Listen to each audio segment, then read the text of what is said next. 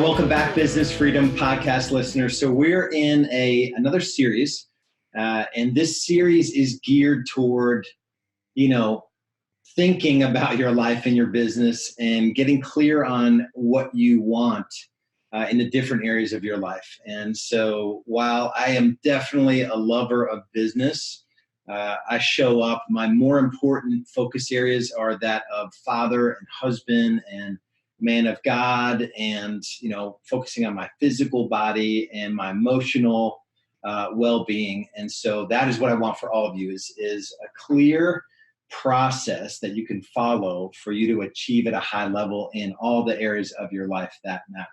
So I started off the last podcast episode with the question, will you have regrets if you stick with your current plan? If you missed that one, you want to go back and consume that podcast first. That's kind of an entry point to our conversation. I'm probably going to run about 5 podcast episodes here for this big picture conversation on, how do you make your life and make your business what you see in your head? It's easy to see something in your head if you slow down and think, which is a hard thing. We talked about that on the last episode. What's the process to actually do it? The last episode of this series will be what I'm calling using the 3-1-90-13 goal achievement process, which is something we teach in Real Estate B School. So today I want to talk about the 8 things you must know about crushing your goals and how to kind of frame this conversation very specifically.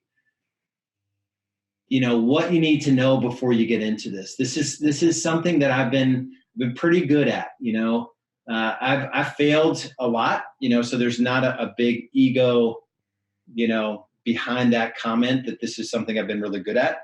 It's more like, because I was really clear on where I wanted to go, there was never a feeling of getting, of having a setback if things didn't go exactly the way that I planned, because it didn't change where I wanted to go.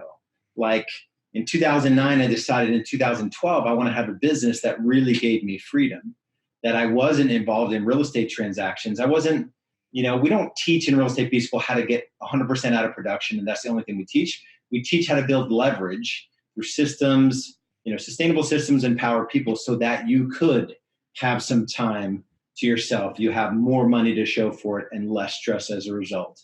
And so for me, though, I was super clear that I was not as patient as I needed to be. I don't know. God didn't make me to work with buyers and sellers. And I believe that. I believe God had a plan all along for me to build a leverage business so that I could teach others how to do it. And ultimately, in all of that, have a major impact, not only in my local community, but throughout the country through the businesses I'm helping. So there was this clear plan. I could look back, now and see that God was working in me and through me, because I certainly didn't know what I was getting into when I got into real estate. So today, let's dig into the 8 things you really need to know here about crushing your goals and how to put some context around this process that we're going to put you through in a few podcast episodes. So I know there's a lot of, what do they call it?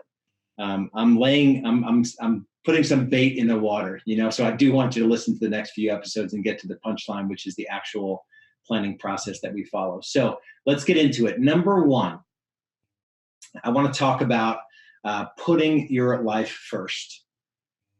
Oftentimes I see top producing real estate agents. So Real Estate B School, we work with folks that have already achieved that first big push of success. Generally, 3 to 500,000 GCI. They've got an administrator. They're established, all the way up to 5 million GCI, some of our clients.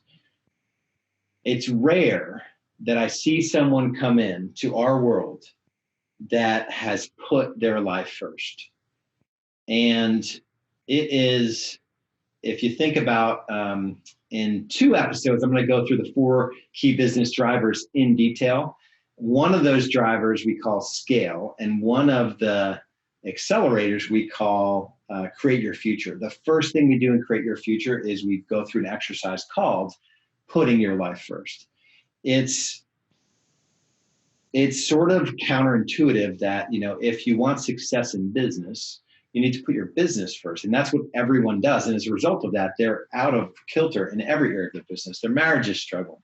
They're not showing up as a great dad or a great mom. Their physical body, their spiritual, journey is off. They're emotionally not where they need to be. So it's just this, when you orient, your business to support your life, it changes everything. And so that's the first thing I want you to really think about. And we'll go through the actual exercise, not the full exercise that we do with our members. We'll go through an exercise that will help you put some context around that. Second thing I want to go through here, number 2, is that growth is hard. And the analogy I want to use here, and it's like, if you've ever, really focused on your physical body. And so this is something I use this example because I am in the midst of it, and I am 1 full quarter of maintenance, and I haven't done that very successfully. And what I mean by that, so April 15th of this year, I was 224 pounds, which I actually carried it okay. So I don't think I looked like I was chubby. And I still think I have about 10 pounds of fat on me. I'm 191 now, so 33 pounds less. And I got down to 194 in 90 days. And now I lost 3 pounds in the last 90 days. So I'm in maintenance mode. I'm not hurrying to lose any more weight. That process, though, is really hard. Working out when I don't feel like it is really hard. And when I really push myself in my workouts, it's really hard. I got a Peloton tread, which it's about the coolest thing ever. If y'all know me or you've been around the podcast for any time, you know that I'm all about efficiency. And I just decided one day that, man, going to the gym, there's so much inefficiency there. It's like 15 minutes ride, and then, like 5 minutes to get on a machine, and, and then you kind of work out, and then, I don't know, it's just like the most inefficient process ever. And so now sometimes I'll put on my gym clothes, and like in the beginning of the day, knowing that I have to work out sometime that day, then I just go in my workout room and I hit the start button, and it is game on. And so, but it's really hard. Sometimes I miss the workout, and I'll get done at work at 5:30, and I'll spend like a couple hours with the family, and I'll be like, it's 7:30 and I haven't worked out yet. My commitment is to 5, or really 4. The commitment is 4, and my push is 5. 5 great workouts, 5 hard workouts a week. And I know I can't skip too many nights because my morning routine, it hasn't really been allowing for me to work out. I want to be with the family. I want to be in the Word of God. I want to kind of do some things in the morning. I want to connect with Julie. We sit by this little place in our house, and we just kind of talk about our day. And that really has been working out amazingly well for me. I don't want to leave the family in the morning time. So anyway, all of that, my point is that it's hard. None of it's easy. I've gone to for the last little while, totally plant-based whole food. I love ribs. I love like just barbecue drenched ribs. I love sushi. I love, I love eggs. I've given some of that up just to see what happens to my body if I can shed this last 10 pounds through just focusing on a plant-based whole food diet. I read a awesome book called Eat to Live by Joel Fuhrman that was really just, I don't know, it was convicting and inspiring, and you just couldn't ignore what it was saying. And so my point is, all of that is hard. The same thing is true for business, that growth is really hard. It's really hard. And you've got to sort of know that going in, that this process of growing your business and growing your life is going to be really hard. All right. Number 3 is that you have to take a mindset of a franchise owner. And this is straight up E-Myth, right? The franchise mindset. As you begin to think about how your business is going to look in the future, you have to ask yourself the E-Myth question. How would I think about my business differently if I were to replicate it 10,000 times? Essentially, I don't know if that's word for word. That's like the E-Myth question. If you had to open 10,000 locations of your real estate business, how would you think about it differently? And that is like the flagship question for the existence of Real Estate B-School. Just start thinking about it. Like if you couldn't go on buyer and seller consults, if you couldn't show homes or go on listing appointments, if you couldn't lead generate, if you couldn't call your SOI, like if you couldn't, you know, just think of all the things that you couldn't do if you were in 10,000 different locations. That's a prerequisite for being able to build a version of this thing that doesn't 100% rely on you. And that doesn't require that you get out of production.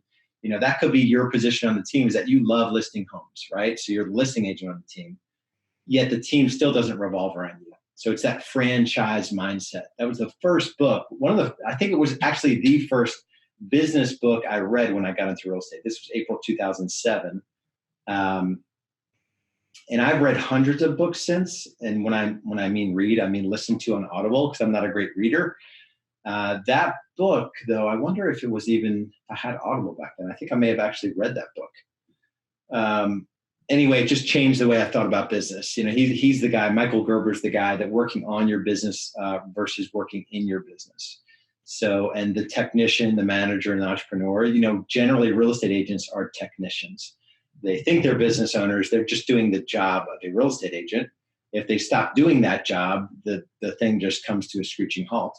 I know big real estate teams where if the team owner stopped doing what they were doing, the whole thing would fall apart. And so it's that focus on building it out like a franchise that had to run without the owner.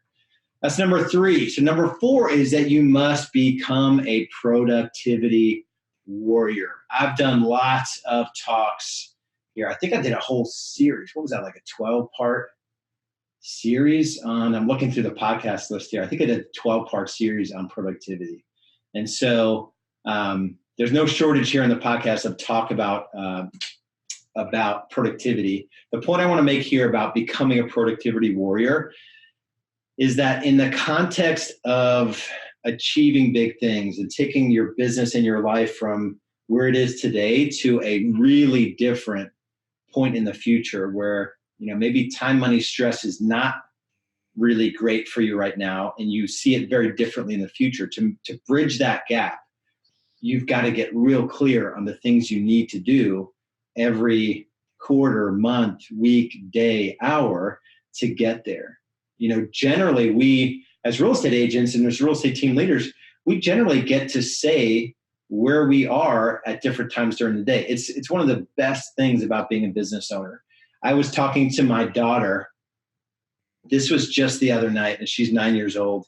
And she was talking about, I think she just asked me a question about, you know, something about being a boss. Like, are you a boss? Like, are you the boss of somebody, or, you know, or who's your boss? I think she may even ask, like, who's your boss? And that's a deep question, because it's really, you know, my team members, my clients, you know, God, you know, I'm building this business to glorify God ultimately.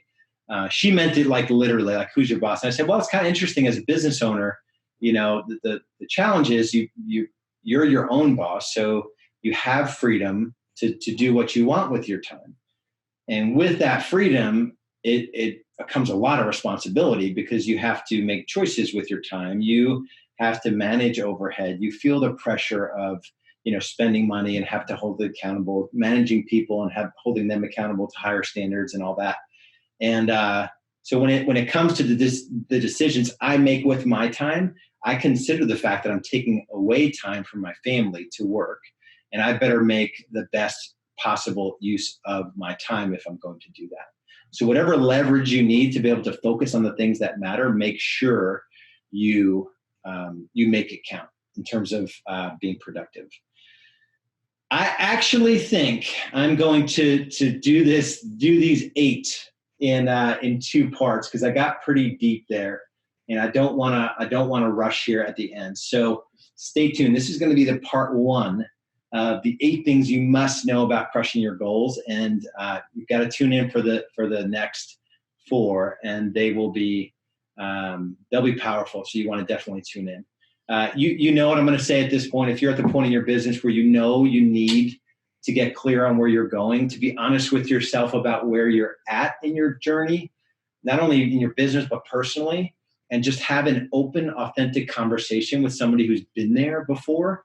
The only thing I can offer you is a conversation about all of that. Go to Real Estate B School. It's obvious. Our pilot program is the thing you want to take action on, and just put in an application for it and if you qualify, we'll give you 30 days of free coaching around all of this stuff. And the thing I want to say on that, we generally, our starting point is 3 in the low end to 500,000 GCI, all the way up to whatever. You're running a real estate team, small or large. You've got some leverage in your life where you get to a little bit of time during the week to work on your business. Those are the folks that we want to work with. And so take action, go to realestatebschool.com. There's that bright orange banner about the pilot program. That's where you want to be. And we'll see you there. And tune in for part 2 of the 8 things you must know about crushing your goals on the next podcast episode.